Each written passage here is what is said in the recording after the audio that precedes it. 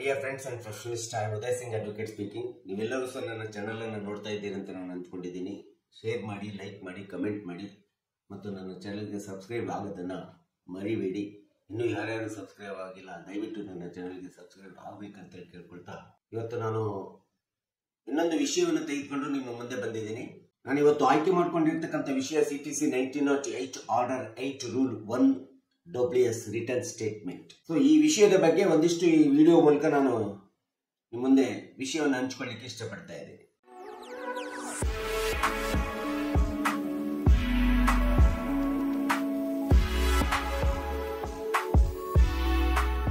ಯಾವುದೇ ಒಂದು ಸಿವಿಲ್ ದಾವೆಯನ್ನು ಹೂಡಿದಂತ ಸಂದರ್ಭದಲ್ಲಿ ವಾದಿ ಆರ್ಡರ್ 7 ರೂಲ್ 1 and 2 CPC 1908 ಕೆಳಗಡೆ ಒಂದು ಸಿವಿಲ್ ದಾವೆಯನ್ನು ನೋಡ್ತಾನೆ. ಅದು ಸೂಪರ್ ಪಾರ್ಟಿಷನ್ ಇರಬಹುದು, ಇನ್ಯಾವುದೇ ದಾವೆ ಇರಬಹುದು. ಹೂಡಿದಂತ ಸಂದರ್ಭದಲ್ಲಿ ಸಹಜವಾಗಿ ಅವನಿಗೆ ಒಂದು OS ಅಂತೇಳಿ number, original shoot number allotment ಆಗುತ್ತೆ.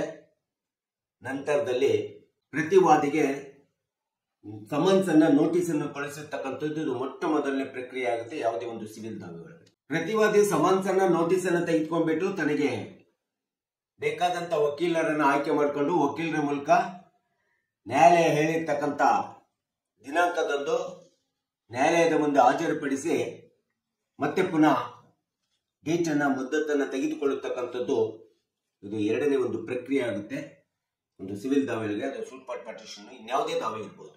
ಸೊ ಈ ರೀತಿ ವಾದಿ ವಕೀಲರು ಪ್ಲೈಂಟ್ ಅನ್ನ ರೆಡಿ ಮಾಡಿ ಆ ಪ್ಲೈಂಟ್ ಅನ್ನ ಏನ್ ಮಾಡ್ತಾರೆ, ಪ್ರತಿವಾದಿಗೆ ಕೊಡ್ತಾರೆ. ಪ್ರತಿವಾದಿ ವಕೀಲರು ವಾದಿಯ ಪ್ಲೈಂಟ್ ಅನ್ನು ತೆಗೆದುಕೊಂಡು ಸ್ಪಷ್ಟವಾಗಿ ಓದಬೇಕಾಗುತ್ತೆ. ಅದು ಓದಿದ ಮೇಲೆ ಏನು ಡಿಫೆನ್ಸ್ ಅನ್ನು ತೆಗೆದುಕೋಬೇಕು, ಏನು ಪ್ರತಿ ಹೇಳಿಕೆಯನ್ನು ಕೊಡಬೇಕು, ಪ್ರತ್ಯುತ್ತರವನ್ನು ಕೊಡಬೇಕು ಮತ್ತು ಲಿಖಿತವಾದಂತ ಏನು ಹೇಳಿಕೆಯನ್ನ ವಾದಿಗೆ ಪ್ರತಿವಾದಿ ಕೊಡಬೇಕು ಅಥವಾ ಪ್ರತಿವಾದಿ ವಕೀಲರು ಕೊಡ್ತಾರಲ್ಲ ಅದನ್ನು ನಾವು ಸಹಜವಾಗಿ WS ಅಂತ ಹೇಳ್ತೀವಿ, ರಿಟರ್ನ್ ಸ್ಟೇಟ್ಮೆಂಟ್ ಅಂತ ಹೇಳ್ತೀವಿ. ಆರ್ಡರ್ 8 ರೂಲ್ 1 ಕೆಳಗಡೆ ಈ ಒಂದು ಪ್ರಕ್ರಿಯೆ ಪ್ರತಿವಾದಿ ವಕೀಲರು ಮಾಡ್ತಾರೆ. ಅದು WS ರಿಟರ್ನ್ ಸ್ಟೇಟ್ಮೆಂಟ್. ಅಧಿಕೃತವಾದಂತ ಉತ್ತರವನ್ನ ಸಿವಿಲ್ ದಾವೆ ಒಳಗಡೆ ಪ್ರತಿವಾದಿ ಕೊಡ್ತಕ್ಕಂಥದ್ದು ಇದು ಪ್ರಮುಖವಾದಂತ ಒಂದು ಅತಿ ಪ್ರಮುಖವಾದಂತ ಅಂಶ. ಆದ್ರೆ ಇಂಥ ಒಂದು WS ಅನ್ನ, ರಿಟರ್ನ್ ಸ್ಟೇಟ್ಮೆಂಟ್ ಅನ್ನ ಪ್ರತಿವಾದಿ ವಕೀಲರು ವಾದಿಯ ವಕೀಲರಿಗೆ ಕೊಡುವಂತ ಸಂದರ್ಭದಲ್ಲಿ ವಾದಿ ಏನು ಸೂಟಿನೊಳಗೆ ಕಂಟೆನ್ಷನ್ ಅನ್ನು ತೆಗೆದುಕೊಂಡಿದ್ದಾನೆ, ತನ್ನ ಪ್ಲೈಂಟ್ ನಲ್ಲಿ ಪ್ಲೀಡಿಂಗ್ಸ್ ನಲ್ಲಿ ಏನೇನು ತೆಗೆದುಕೊಂಡಿದ್ದಾನೆ, ಕಾಸ್ ಆಫ್ ಟೈಟಲ್ ನಲ್ಲಿ ಏನೇನು ಆಗಿದೆ, ಯಾರ್ಯಾರನ್ನು ತೆಗೆದುಕೊಂಡಿದ್ದಾನೆ ಮತ್ತು ಪ್ಲೀಡಿಂಗ್ಸ್ ನಲ್ಲಿ ಏನೇನು ತೆಗೆದುಕೊಂಡಿದ್ದಾನೆ ಎಂಬತಕ್ಕಂಥದ್ದನ್ನು ಸ್ಪಷ್ಟವಾಗಿ ಓದಬೇಕಾಗುತ್ತೆ. ಪ್ಯಾರಾವೈಸ್ ಓದಬೇಕಾಗುತ್ತೆ. ಓದಿ ಯಾವುದನ್ನ ಅಡ್ಮಿಷನ್ ಮಾಡ್ಕೋಬೇಕು, ಯಾವುದನ್ನ ಅಡ್ಮಿಷನ್ ಆಗಬೇಕು, ಯಾವುದು ಅಡ್ಮಿಷನ್ ಆಗಬೇಕು, ಯಾವುದು ಅಡ್ಮಿಷನ್ ಆಗಬಾರ್ದು, ಯಾವುದನ್ನ ಅಡ್ಮಿಟ್ ಮಾಡ್ಕೋಬೇಕು ಮತ್ತು ಯಾವುದನ್ನ ರಿಜೆಕ್ಟ್ ಮಾಡಬೇಕು, ತಿರಸ್ಕರಿಸಬೇಕು ಎಂಬತಕ್ಕಂಥದ್ದು ಪ್ರತಿವಾದಿಯ ವಕೀಲರಿಗೆ ತುಂಬಾ ಜಾಣತಿರಬೇಕು, ತುಂಬಾ ಬುದ್ಧಿವಂತಿಕೆ ಇರಬೇಕು ಮತ್ತು ಯಾವುದನ್ನೇ ಆಡ್ ಮಾಡಬೇಕು, ಯಾವುದನ್ನೇ ಆಡ್ ಮಾಡಬಾರ್ದು. ಸೊ ಪ್ರಾಪರ್ಟಿಯಲ್ಲಿ ಯಾವುದೇ ಇರಲಿ, ಯಾವುದೇ ವಿಷಯ ಇರಲಿ, ಯಾವುದನ್ನೇ ಆಡ್ ಮಾಡಬೇಕು, ಯಾವ ವಿಷಯವನ್ನು ಆಡ್ ಮಾಡಬಾರ್ದು ಎಂಬತಕ್ಕಂಥದ್ದು ರಿಟರ್ನ್ ಸ್ಟೇಟ್ಮೆಂಟ್ ಒಳಗಡೆ ಪ್ರತಿವಾದಿಗೆ ತುಂಬಾ ಬುದ್ಧಿವಂತಿಕೆಯಿಂದ ಈ ಕೆಲಸ ಕಾರ್ಯವನ್ನ ಸಿವಿಲ್ ಸೂಟ್ ಒಳಗಡೆ ನಿರ್ವಹಿಸಬೇಕಾಗುತ್ತೆ. ಸೊ ಇಂಥ ಒಂದು ರಿಟರ್ನ್ ಸ್ಟೇಟ್ಮೆಂಟ್ ಅನ್ನು ಕೊಡ್ಲಿಕ್ಕೆ ಪ್ರತಿವಾದಿಗೆ ಇರ್ತಕ್ಕಂಥ ಕಾನೂನಿನ ಪ್ರಕಾರ 30 ದಿನಗಳ ಕಾಲಾವಧಿಯನ್ನು ಮಾನ್ಯ ನ್ಯಾಯಾಲಯ ಕೊಡ್ತದೆ. ಈ ಒಂದು 30 ದಿನಗಳ ಕಾಲಾವಧಿ ಕೊಟ್ಟಂತ ಸಂದರ್ಭದೊಳಗಡೆ ಪ್ರತಿವಾದಿ ತನ್ನದೇ ಆದಂತ ರಿಟರ್ನ್ ಸ್ಟೇಟ್ಮೆಂಟ್ ಅನ್ನ ನ್ಯಾಯಾಲಯಕ್ಕೆ ಹಾಜರುಪಡಿಸಬೇಕಾಗುತ್ತೆ ತನ್ನ ವಾದವನ್ನ ಡಿಫೆನ್ಸ್ ಮಾಡ್ಕೊಳ್ಳಿಕ್ಕೆ. ಸೊ ಹೀಗೆ ಆರ್ಡರ್ 8 ರೂಲ್ 1 ಪ್ರಕಾರ 30 ದಿನಗಳ ಒಳಗೆ ಕೊಡಬೇಕಾಗುತ್ತೆ.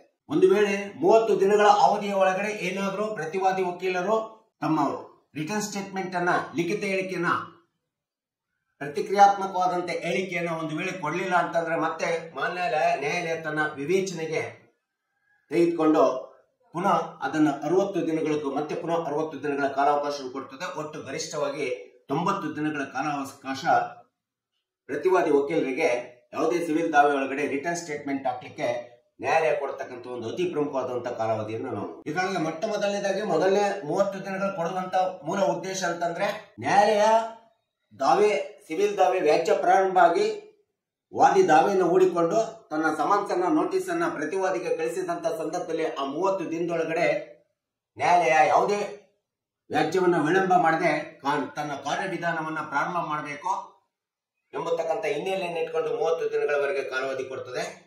ಮತ್ತು ಯಾವುದೇ ಒಂದು ವ್ಯಾಜ್ಯ, ಸಿವಿಲ್ ವ್ಯಾಜ್ಯ ವಿಳಂಬಕ್ಕೆ ಅವಕಾಶ ಕೊಡದೆ ಒಂದು ದಕ್ಷತೆಯಿಂದ ವ್ಯವಸ್ಥಿತವಾಗಿ ಸಮಯಕ್ಕೆ ಸರಿಯಾಗಿ ದಾವೆ ವೆಚ್ಚ ಪ್ರಾರಂಭ ಆಗಬೇಕೆಂಬತಕ್ಕಂಥ ಹಿನ್ನೆಲೆ ಎರಡನೆಯ ಒಂದು ಅಂಶ ಹೊಂದಿರ್ತದೆ. ಒಂದು ವೇಳೆ 30 ದಿನಗಳವರೆಗೆ ಪ್ರತಿವಾದಿ ಯಾವುದೇ ಒಂದು ನ್ಯಾಯಾಲಯಕ್ಕೆ ಬರದೇ ಇದ್ದು ಅಂತ ಸಂದರ್ಭದಲ್ಲಿ ಸಹಜವಾಗಿ ಆ ಒಂದು ಸಿವಿಲ್ ದಾವೆ ನ್ಯಾಯಾಲಯದೊಳಗಡೆ ವ್ಯಾಜ್ಯ ಒಳಗಡೆ ಬಾರದೇ ಇರತಕ್ಕಂಥ ಒಂದು ರೀತಿಯನ್ನು ತಪ್ಪಿಸುವುದಕ್ಕೋಸ್ಕರ ಸಹ ಈ 30 ದಿನಗಳವರೆಗೆ ಕಾಲಾವಧಿಯನ್ನು ಕೊಡ್ತಕ್ಕಂಥದ್ದು ಪ್ರತಿವಾದಿ ವಕೀಲರಿಗೆ WS ರಿಟರ್ನ್ ಸ್ಟೇಟ್ಮೆಂಟ್ ಕೊಡ್ತಕ್ಕಂಥದ್ದು ಸಲ್ಲಿಸಲಿಕ್ಕೆ ಕೊಡ್ತಕ್ಕಂಥ ಅವಕಾಶ ಇದಾಗಿರ್ತದೆ. ಸೊ ಇದೆಲ್ಲದರ ಜೊತೆಗೆ ಈ ಒಂದು ಮೊದಲನೇ 30 ದಿನ ಏನು ರಿಟರ್ನ್ ಸ್ಟೇಟ್ಮೆಂಟ್ ಕೊಡ್ಲಿಕ್ಕೆ ಕಾಲಾವಧಿ ಕೊಟ್ಟಿರ್ತದೆ ನ್ಯಾಯಾಲಯ, ಇದರ ಮೂಲ ಉದ್ದೇಶ ಅಂತಂದ್ರೆ ಯಾವುದೇ ವ್ಯಾಜ್ಯ ಸಿವಿಲ್ ದಾವೆ ನ್ಯಾಯಾಲಯದೊಳಗಡೆ ಬರೋದಕ್ಕಿಂತ ಮುಂಚಿತವಾಗಿ ಬಂದ ನಂತರ, ಅದು ಒಂದು ವೇಳೆ ಬಂದ ನಂತರ ಅದು ದಕ್ಷತೆಯಿಂದ ಸಮರ್ಥವಾಗಿ ಕಾರ್ಯವಿಧಾನ ಪ್ರಾರಂಭ ಆಗಬೇಕೆಂಬತಕ್ಕಂಥ ಹಿನ್ನೆಲೆಯನ್ನು ಇಟ್ಕೊಂಡು ಈ ಒಂದು 30 ದಿನಗಳ ಮೊದಲನೇ 30 ದಿನಗಳ ಕಾಲಾವಧಿಯನ್ನ ಮಾನ್ಯ ನ್ಯಾಯಾಲಯ ಪ್ರತಿವಾದಿಗೆ ತನ್ನದೇ ಆದಂತ ಪ್ರತಿವಾದದ ಲಿಖಿತ ಹೇಳಿಕೆಯನ್ನು ಕೊಡ್ಲಿಕ್ಕೆ ಅವಕಾಶ ಕೊಟ್ಟಿರ್ತಕ್ಕಂಥದ್ದು ನಾವು ನೋಡ್ತೀವಿ. ಒಟ್ಟಾರೆ WS ಅನ್ನ ಫೈಲ್ ಮಾಡಲಿಕ್ಕೆ 30 ದಿನ ಪ್ಲಸ್ 60 ಡೇಸ್, ಟೋಟಲ್ 90 ಡೇಸ್ ಇರ್ತದೆ. 90 ದಿನಗಳವರೆಗೆ ಕಾಲಾವಧಿ ಇರ್ತದೆ. ಯಾವುದೇ ಒಂದು ಸಿವಿಲ್ ಒಳಗಡೆ WS ಅನ್ನ ರಿಟರ್ನ್ ಸ್ಟೇಟ್ಮೆಂಟ್ ಅನ್ನು ಕೊಡ್ಲಿಕ್ಕೆ ಇದು ಪ್ರೊಸೀಜರ್ CPC 1908 ಆರ್ಡರ್ 8 ರೂಲ್ 1 ನಲ್ಲಿ ಹೇಳಿರ್ತಕ್ಕಂಥದ್ದು ನಾವು. ಸೊ ಈ ಒಂದು 30 ದಿನ ಮುಗಿದ ಮೇಲೆ ಉಳಿದ 60 ದಿನ ಕೊಡ್ತಕ್ಕಂಥದ್ದು ಇದು ನ್ಯಾಯಾಲಯದ ಮಾನ್ಯ ನ್ಯಾಯಾಲಯದ ವಿವೇಚನೆ ಆಧಾರದ ಮೇಲೆ ಮತ್ತು ನ್ಯಾಯಾಲಯದ ವ್ಯಾಜ್ಯದ ಒಂದು ಆಳವನ್ನು ನೋಡಿಬಿಟ್ಟು ತನ್ನದೇ ಆದಂತ ಕಾನೂನಿನ ಪ್ರಕ್ರಿಯೆ ಪ್ರಕಾರ ತನ್ನದೇ ಆದಂತ ವಿವೇಚನೆಯನ್ನ ಉಪಯೋಗಿಸಿ ನ್ಯಾಯಾಲಯ ಪುನಃ 60 ದಿನಗಳವರೆಗೆ ಕೊಡ್ತಕ್ಕಂಥದ್ದು. ಒಟ್ಟಾರೆ 90 ದಿನಗಳ ಕಾಲಾವಕಾಶವಿರ್ತದೆ ಯಾವುದೇ WS ಅನ್ನ ರಿಟರ್ನ್ ಸ್ಟೇಟ್ಮೆಂಟ್ ಅನ್ನ ಕೊಡ್ಲಿಕ್ಕೆ ಸಿವಿಲ್ ದಾವೆ ಒಳಗಡೆ. ಸೊ ಇಷ್ಟೆಲ್ಲ 90 ದಿನಗಳ ಕಾಲಾವಧಿ ಕೊಟ್ಟರು ಕೂಡ ವಿಳಂಬವಾದಂತ ಲಿಖಿತ ತಕರಾರು ಸಲ್ಲಿಸಬೇಕಾದಂತ ಸಂದರ್ಭ ಬರ್ತದೆ. ಈ ರೀತಿ 90 ದಿನಗಳ ಮೀರಿದ ಸಂದರ್ಭದಲ್ಲೂ ಸಹ ಪ್ರತಿವಾದಿ ವಕೀಲರು ತಮ್ಮದೇ ಆದಂತ ವಿಳಂಬವಾದಂತ ತಕರಾರು ಲಿಖಿತ ಹೇಳಿಕೆಯನ್ನ ರಿಟರ್ನ್ ಸ್ಟೇಟ್ಮೆಂಟ್ ಹೇಳಿಕೆಯನ್ನ ಸಲ್ಲಿಸಲಿಕ್ಕೆ ತಕರಾರು ಹಾಕುವಂತದ್ದು ಇರ್ತದೆ ಅಥವಾ ಅರ್ಜಿ ಹಾಕೊಳ್ಳುವಂತದ್ದು ಇರ್ತದೆ. ವಿಳಂಬದ ಅರ್ಜಿಯನ್ನು ಹಾಕೊಳ್ಳಬೇಕಾಗುತ್ತೆ. ಆ ರೀತಿ ವಿಳಂಬವಾದಂತ ಸಂದರ್ಭದಲ್ಲಿ ತನ್ನದೇ ಆದಂತ ಪ್ರತಿಕ್ರಿಯಾತ್ಮಕವಾದಂತ ಹೇಳಿಕೆಯನ್ನ ಲಿಖಿತ ಹೇಳಿಕೆಯನ್ನ ಪ್ರತಿವಾದಿ ವಕೀಲರು ಸಲ್ಲಿಸುವಂತ ಸಂದರ್ಭದಲ್ಲಿ ಅದಕ್ಕೆ ಸಫಿಷಿಯಂಟ್ ಕಾಸ್ ಅನ್ನು ಕೊಡಬೇಕಾಗುತ್ತೆ. ರೀಸನೇಬಲ್ ಕಾಸ್ ಅನ್ನ ಕೊಟ್ಟು ಹೇಳಬೇಕಾಗುತ್ತೆ. ಅಂತ ಒಂದು ಕಾರಣಾಂತರಗಳಿಂದ ಕೂಡಿರ್ತಕ್ಕಂಥ ವಿಳಂಬ ಆಗ್ಲಿಕ್ಕೆ ಏನು ಕಾರಣ ಇದೆ ಎಂಬತಕ್ಕಂಥ ಸಫಿಷಿಯಂಟ್ ಕಾರಣವನ್ನು ಕೊಡಬೇಕಾಗುತ್ತೆ. ಅಂತ ಕಾರಣ ಅಂತಂದ್ರೆ ಮಾನ್ಯ ನ್ಯಾಯಾಲಯ ಕೊಟ್ಟಿರ್ತಕ್ಕಂಥ 90 ದಿನದ ಗರಿಷ್ಠ ಅವಧಿ ಒಳಗಡೆ ನನಗೆ ಯಾವುದೇ ವಿಧವಾದಂತ ದಾಖಲೆಗಳು ಮತ್ತು ದಾಖಲೆಗಳ ಮಾಹಿತಿ ಸರಿಯಾಗಿ ಸಿಕ್ಕಿಲ್ಲ ಎಂಬತಕ್ಕಂಥ ಒಂದು ಸಕಾರಣ ಇರಬೇಕಾಗುತ್ತೆ. ಎರಡನೇದಂತಂದ್ರೆ ಪ್ರತಿವಾದಿ ಏನಿರ್ತಾನೆ, ಪಕ್ಷಗಾರ ಪ್ರತಿವಾದಿ, ಅವನು ಅನಾರೋಗ್ಯದಿಂದ ಬಳಲ್ತಾ ಇರಬೇಕು.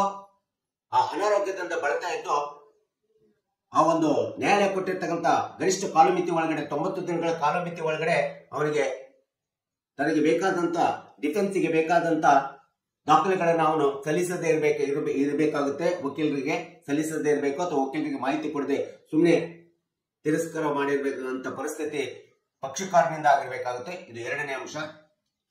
ಇನ್ನು ವಕೀಲರು ಮತ್ತು ನ್ಯಾಯಾಲಯದಲ್ಲಿ ನ್ಯಾಯಾಲಯ ಅಥವಾ ನ್ಯಾಯಾಧೀಶರು ಮಾಡುವಂತ ನಿರ್ದೇಶನಗಳನ್ನ ಸಮಯಕ್ಕೆ ಸರಿಯಾಗಿ ವಕೀಲರು ಪಾಲಿಸದೇ ಇರತಕ್ಕಂಥ ಪರಿಸ್ಥಿತಿ ನಿರ್ಮಾಣ ಆಗಿರಬೇಕು.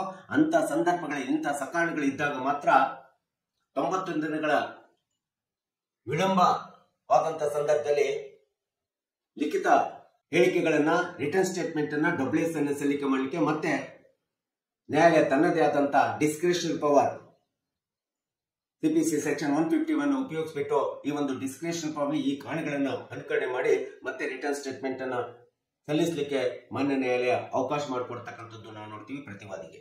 ಯಾಕೆ 90 ದಿನಗಳ ಒಳಗೆ ಈ ಒಂದು ರಿಟರ್ನ್ ಸ್ಟೇಟ್ಮೆಂಟ್ ಫೈಲ್ ಮಾಡಲಿಕ್ಕೆ ಮಾನ್ಯ ನ್ಯಾಯಾಲಯ ಕೊಟ್ಟಿದೆ ಅಂತಂದ್ರೆ, ಈ ಗರಿಷ್ಠ ಸಮಯ ಕೊಟ್ಟಿರ್ತಕ್ಕಂಥದ್ದು, ಈ ಗರಿಷ್ಠ ಸಮಯದ ನಂತರ ಯಾವುದೇ ಪ್ರತಿವಾದಿ ವಕೀಲರು ಅಥವಾ ಪ್ರತಿವಾದಿ ಆಗಲಿ ರಿಟರ್ನ್ ಸ್ಟೇಟ್ಮೆಂಟ್ ಹಾಕ್ಲಿಕ್ಕೆ ಕಾಲಾವಕಾಶ ಇರೋದಿಲ್ಲ. ಅಂತ ಸಂದರ್ಭದಲ್ಲಿ ನಾವೇ ಡಿಸ್ಮಿಸ್ ಆಗುವಂತ ಸಂದರ್ಭವೂ ಸಹ ಇರ್ತದೆ, ಡಿಸ್ಮಿಸ್ ಕೂಡ ಆಗಿರ್ತದೆ.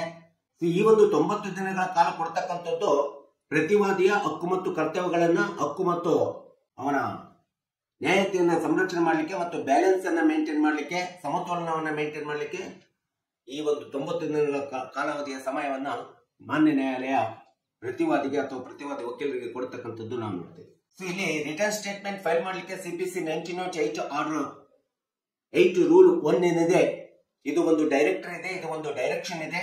ಯಾಕಂತಂದ್ರೆ ಈ ಒಂದು ಪ್ರೊಸೀಜರಲ್ ಲಾ ಇರ್ತಕ್ಕಂಥ ಡೈರೆಕ್ಷನ್ ಅಥವಾ ಡೈರೆಕ್ಟರಿಯನ್ನ ವೈಲೇಷನ್ ಮಾಡಬಾರ್ದು.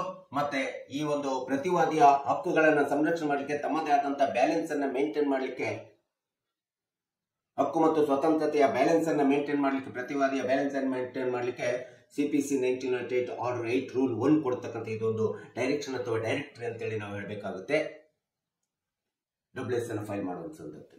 ಹೀಗೆ ಪ್ರತಿವಾದಿಗೆ 90 ದಿನಗಳ ಕಾಲಾವಧಿಯನ್ನು ಕೊಟ್ಟರು ಸಹ, ಇಷ್ಟೆಲ್ಲ ಅವಕಾಶವನ್ನು ಕೊಟ್ಟಂತ ಸಂದರ್ಭದಲ್ಲಿ ಸಹ ಪ್ರತಿವಾದಿ ಆಗಲಿ, ಪ್ರತಿವಾದಿಯ ಪಕ್ಷಕಾರರಾಗಲಿ ಅಥವಾ ವಕೀಲರಾಗಲಿ ಯಾವುದೇ ವಿಧವಾದಂತಹ ಪ್ರತಿಕ್ರಿಯೆಯನ್ನ ಕೊಡದೆ, ಲಿಖಿತ ಹೇಳಿಕೆಯನ್ನು ಕೊಡದೆ, ತಿರಸ್ಕಾರ ಮನೋಭಾವನೆಯಿಂದ ಈ ಒಂದು ದಾವೆಯನ್ನ ನಡೆಸುವಂತ ಸಂದರ್ಭದೊಳಗಡೆ ಸಹಜವಾಗಿ ಮಾನ್ಯ ನ್ಯಾಯಾಲಯ ವಾದಿಯ ಎಲ್ಲ ಒಂದು ದಾಖಲೆಗಳನ್ನು ಪರಿಶೀಲಿಸಿ, ವಾದಿಯ ಒಂದು ಮುಖ್ಯ ವಿಚಾರಣೆ ತೆಗೆದುಕೊಂಡು ವಾದಿಯ ಎಲ್ಲ ವಿಚಾರಣೆಗಳನ್ನು ನೋಡಿಬಿಟ್ಟು ಏಕಪಕ್ಷೀಯವಾಗಿ ನಿರ್ಣಯವನ್ನು ಕೊಡುವಂತ ಅಧಿಕಾರ ಮಾನ್ಯ ನ್ಯಾಯಾಲಯಕ್ಕಿದೆ, ಮಾನ್ಯ ನ್ಯಾಯಾಧೀಶರಿಗೆ ಇರ್ತಕ್ಕಂಥದ್ದು ನಾವು ನೋಡ್ತಾ ಇದೀವಿ. ಆಗ ಪ್ರತಿವಾದಿ ಈ ಒಂದು ವ್ಯಾಜ್ಯಕ್ಕೆ ಯಾವುದೇ ಪ್ರತಿ ಹೇಳಿಕೆಯನ್ನು ಕೊಟ್ಟಿಲ್ಲ.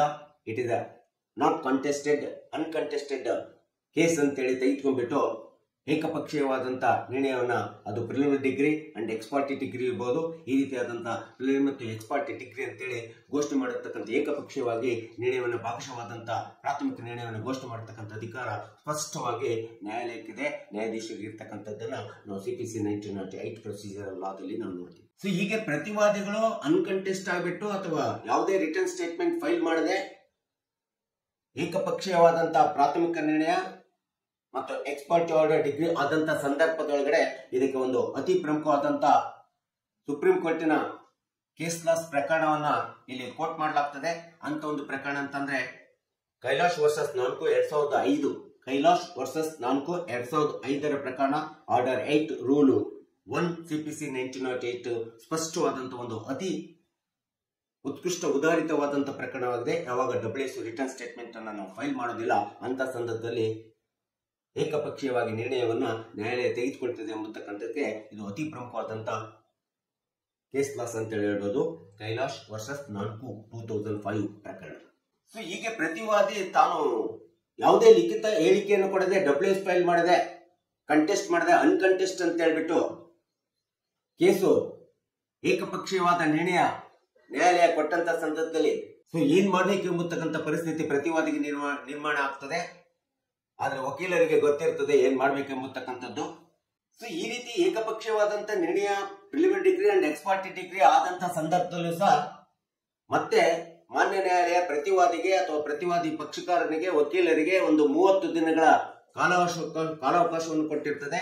ಆ ರೀತಿಯಾದಂತ ಏಕಪಕ್ಷೀಯವಾದಂತ ಪ್ರಾಥಮಿಕ ನಿರ್ಣಯ ಆದಂತ ದಿನದಿಂದ ಹಿಡಿದು 30 ದಿನಗಳ ಒಳಗಡೆ ಅದೇ ನ್ಯಾಯಾಲಯದೊಳಗಡೆ ಮತ್ತೆ ಪುನಃ ಪ್ರತಿವಾದಿ ಮಾನ್ಯ ನ್ಯಾಯಾಲಯ ಮಾಡಿರ್ತಕ್ಕಂಥ ಏಕಪಕ್ಷೀಯ ನಿರ್ಣಯ ಅಥವಾ ನಿರ್ಧಾರವನ್ನ ಅಥವಾ ಪ್ರಾಥಮಿಕ ಭಾಗಶಃ ನಿರ್ಣಯ ಅಥವಾ ನಿರ್ಧಾರವನ್ನ ಸಿಪಿಸಿ 1998 ಆರ್ಡರ್ 9 ರೂಲ್ 7 ಕೆಳಗಡೆ ಈ ಒಂದು ನಿರ್ಣಯವನ್ನ ಸೆಟಿಸೈಡ್ ಮಾಡಿ ನನಗೆ WS ಅನ್ನ ಫೈಲ್ ಮಾಡಲಿಕ್ಕೆ ಅವಕಾಶ ಮಾಡಿಕೊಡಿ, ರಿಟರ್ನ್ ಸ್ಟೇಟ್ಮೆಂಟ್ ಅನ್ನ ಫೈಲ್ ಮಾಡಲಿಕ್ಕೆ ಅವಕಾಶ ಮಾಡಿಕೊಡಿ ಅಂತೇಳಿ ಕೇಳಿಕೊಳ್ಳುವಂತ ಅವಕಾಶ ಪ್ರತಿವಾದಿ ಪಕ್ಷಕಾರರಿಗಾಗಲಿ ಅಥವಾ ವಕೀಲರಿಗಾಗಿ ಇರ್ತಕ್ಕಂಥದ್ದನ್ನು ನಾವು ನೋಡ್ತೀವಿ.